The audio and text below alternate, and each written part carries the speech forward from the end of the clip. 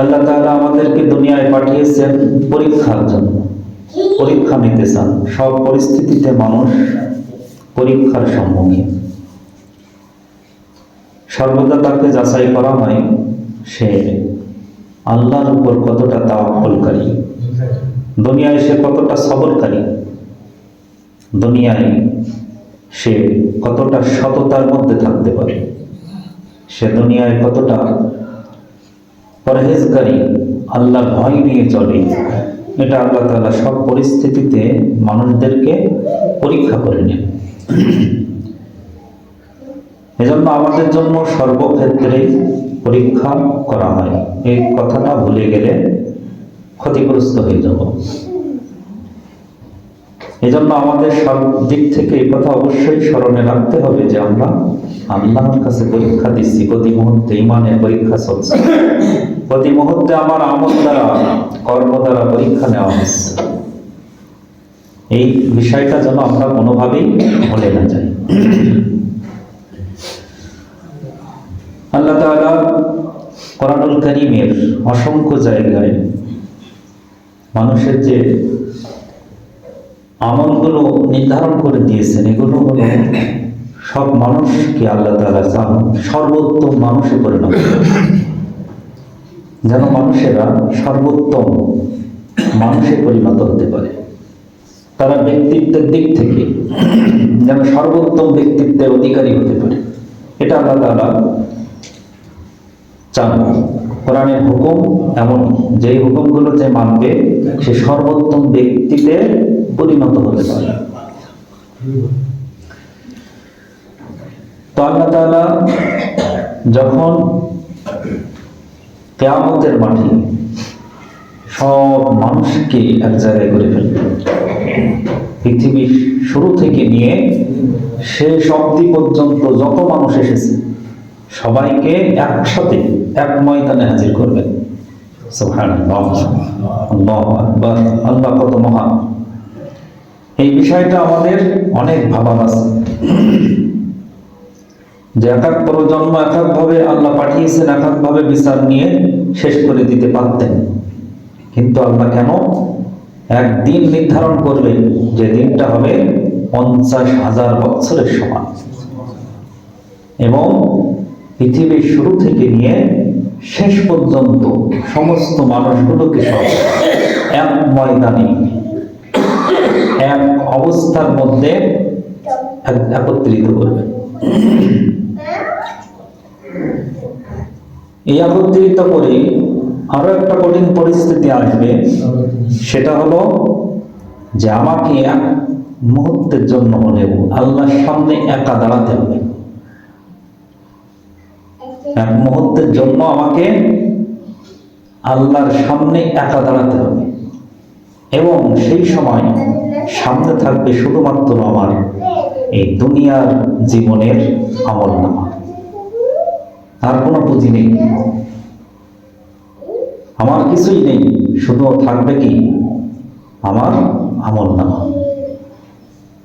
আমি আমার মালিক এবং আমি, এই ছাড়া আর কিছুই নেই, শুধু আমার আমলনামা। এখন এই আমলনামা সামনে রেখে এই আমলনামার উপরে নির্ভর করবে যে আমি কতটা পুরস্কৃত হতে পারবো, কতটা শাস্তির সম্মুখীন হতে পারবো। আমার জীবনটা শাস্তির মধ্যে যেতে চলেছে নাকি আমার জীবনটা শান্তির দিকে যেতে চলেছে, এটা আমার নির্ধারণ হবে এই আমলনামার উপর নির্ভর করে, যেখানে শুধু থাকবো আমি আর আমার রব মালিক আল্লাহ তাআলা। এই জন্য এই পরিস্থিতিটা আমাদের ঘটবেই, এটা আমাদের প্রত্যেকের। এই দৃশ্যপট কখনো বদলাবে না। আমার এই জীবনে দুঃখ কষ্ট সবকিছু বদলাতে পারে। কিলাম লাগানি নেই তাতে, কিলাম লাগানি রইস না, এতে কিলাম নেই, না হলে অন্য কিলাম নিয়ে একটা মানে করে দিয়ে সাপ দিয়ে দিই। এই জন্য আমাদের এই জীবনের দুঃখ, কষ্ট, সুখ, বেদনা এগুলো বদলাবে, কিন্তু আমার দায়িত্ব কিন্তু বদলাবে না, আমার কর্তব্য বদলাবে না, আমার দৈনন্দিন আমল কিন্তু আমাকে করাই লাগবে। আমার দুনিয়ায় যাই কিছু ঘটে যাক, আমার 5 ওয়াক্ত নামাজ, এই আমল আমার করে যাওয়া লাগবে। এটা কি বদলাই যাবে? যাবে না, কারোর জন্য না, কারোর জন্যই কোনো কিছুই বদলাবে না। সব দায়িত্ব আমার, রিজিকের দায়িত্ব আমার, এটা করা লাগবে। আমার সামাজিক দায়িত্ব, এটা আমাকে পালন করা লাগবে। আমার ব্যক্তিগত দায়িত্ব আছে, আমার ব্যক্তিগত যে কর্মগুলো, এগুলো থেমে থাকবে।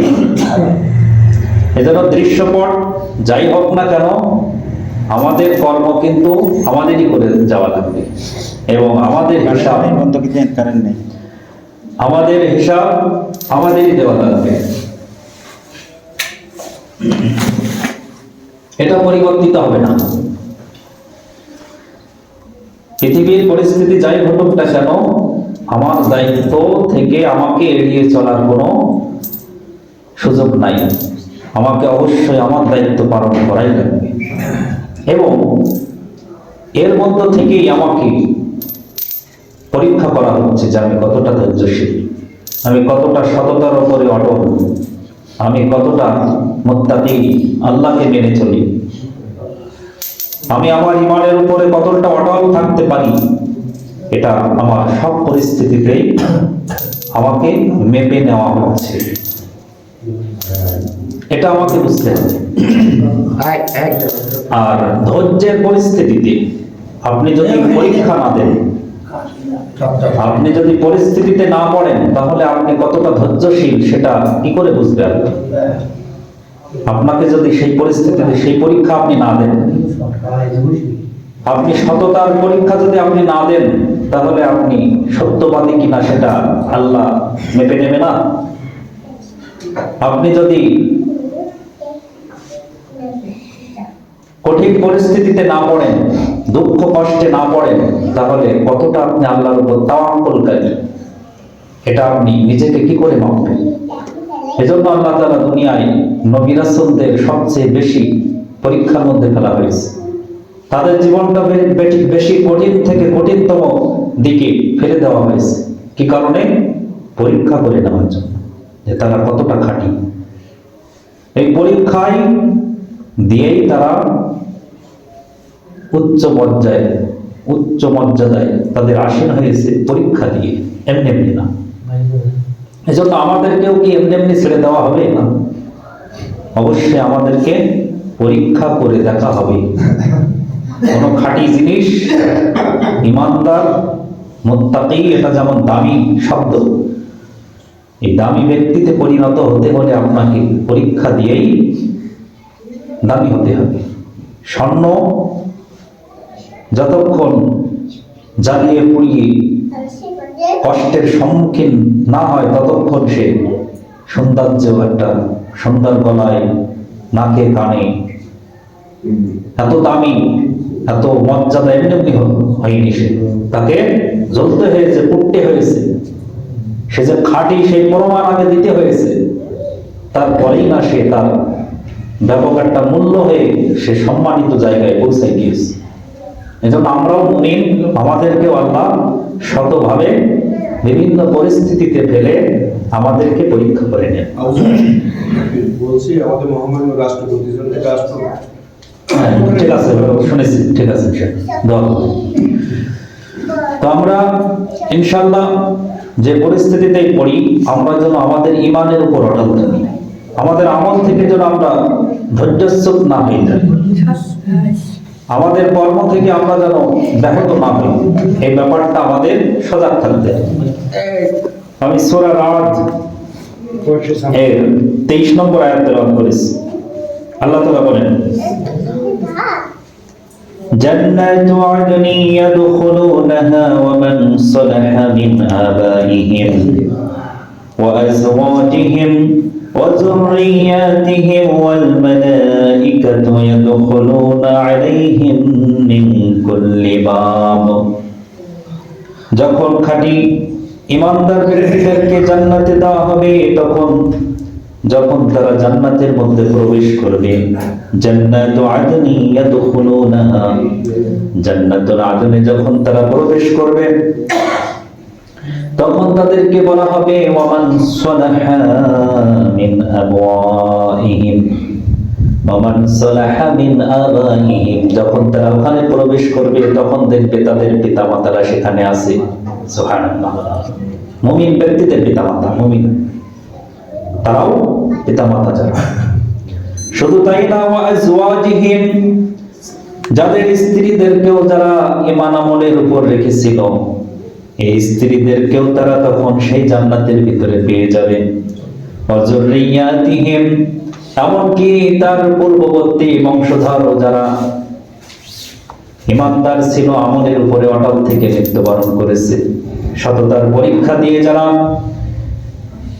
মৃত্যু পর্যন্ত টিকে থাকতে পেরেছে, এই সমস্ত পূর্বপুরুষদেরকেও সেখানে পেয়ে যাবে।